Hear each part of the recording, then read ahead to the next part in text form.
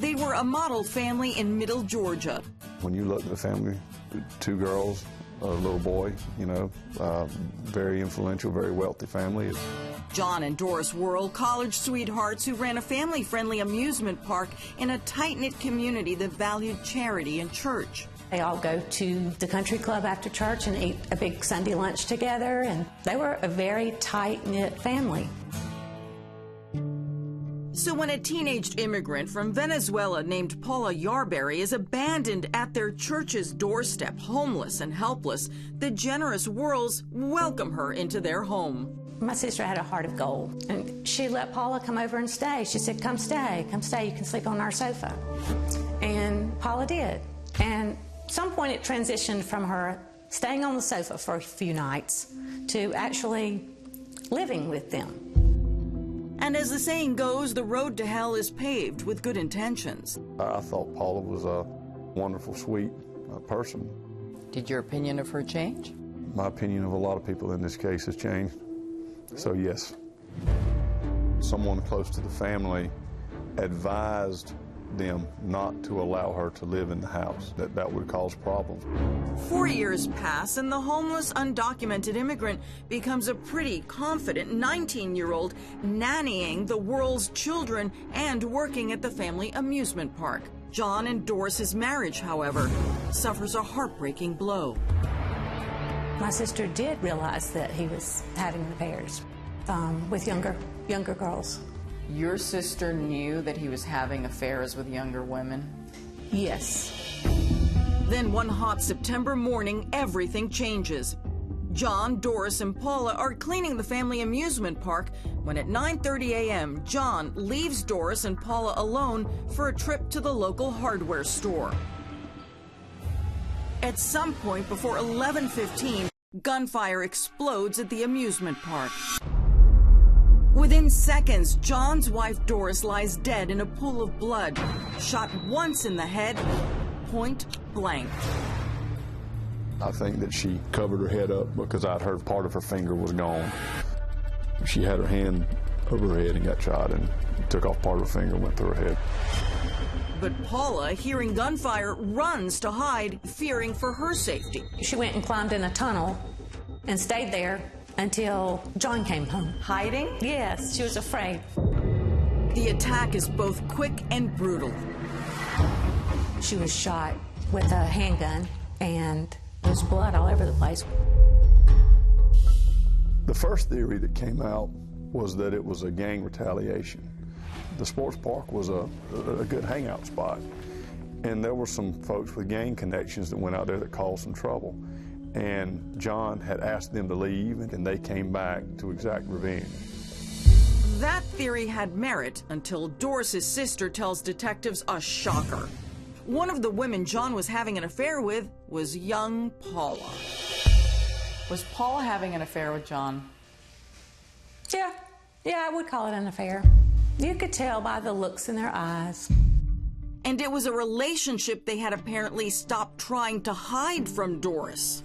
By this time, Doris has had it. She's had it. She wants to leave. One of her friends suggested that she go home to Mama's house, and she said, no, if I go, then they will have won.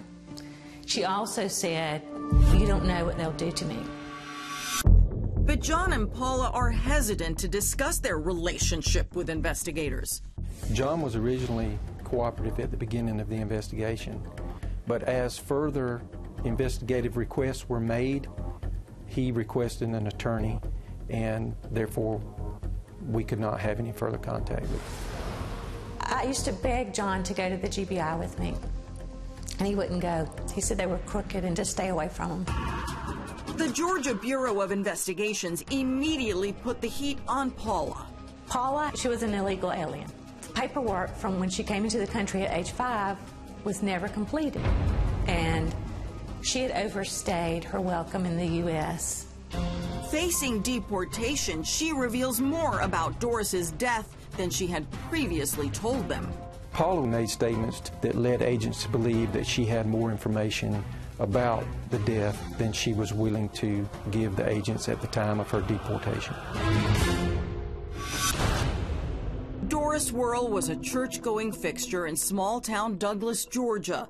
And when she's executed at point blank, many whisper that her husband Jon and live-in teenage nanny Paola Yarberry may have something to do with it. I do not think this was a random act of meanness at all. They were going to replace Doris in the family. Investigators from the Georgia Bureau of Investigations questioned both. They learn Jon and Paola were having an affair, and when they discover Paola has been in the country illegally, they used the threat of deportation to get her to turn on Jon. She was eating lunch with some of her friends, and the agents walked in and arrested her and took her away. The 19-year-old starts to crack under pressure. In this letter from the district attorney, a bombshell. Paola tells detectives she knows more about Doris Worrell's murder than she had previously told investigators. But when they try to nail her down on specifics, she suddenly clams up. The Worrell family tried to get her a bond. But her bail is roadblocked by the Coffee County district attorney. He doesn't want her released, for good reason. In a letter opposing her bond, the DA claims Paola is withholding crucial information in a murder investigation and writing Jon Worrell is the main suspect in the murder of his wife. They have a pretty good idea and pretty solid theories on what happened, but it's circumstantial. They don't have any smoking gun, literally or figuratively, to bring the case to a conclusion. Unwilling to implicate Jon and with no smoking gun evidence against her, Paola leaves Middle Georgia. Paola was deported, and I believe Paola went back to Venezuela. She ended up in Costa Rica. And Jon gets out of town too. Jon packed the children up and moved down to Fernandina Beach, Florida. While Jon cools his heels on the Florida shores, things heat up in Douglas. Stunningly, 2 arrests for Doris's murder send shockwaves through Jon's hometown. Glidden Rodriguez and Brandon Cage were arrested on conspiracy to commit murder charges. Glidden had actually worked for Jon and Doris for many years, and Doris had invited Glidden to her home and had shared holidays with him and meals. The charge, conspiracy to commit murder, means they allegedly discussed plans for a murder, not that they actually pulled the trigger. It begs the question, planning Doris's murder with whom? Investigators thought that they had information related to the murder, and of course by picking them up, they thought that might get them to speak, get them to talk a little bit, and they never said a word. After nearly 5 weeks in custody, authorities released Rodriguez and Cage. And just like that, Doris Worrell's murder grows cold. They felt like there was insufficient evidence to move forward with the case. With the heat off, Jon begins reconsidering his move to Florida. Jon took the family dog and had him euthanized, then went and withdrew the children from school in the middle of the day and fled to Costa Rica. Why Costa Rica? That's a good question. But not a surprising question. Remember, Paola was already in the Central American country. A new life and a reunion for Doris Worrell's family. There's a big guy in a red shirt coming out. We tracked down the person of interest and main suspect, Jon and Paola, now living as husband and wife. She is. In fact, we found a local newspaper article written in Spanish that refers to the couple as parents to Doris's children. And they don't appreciate private investigators asking about their family. Yeah, he's coming here. He's coming here. Hold on. She's going in her pocket. Tranquilo. Tranquilo. Get away from there.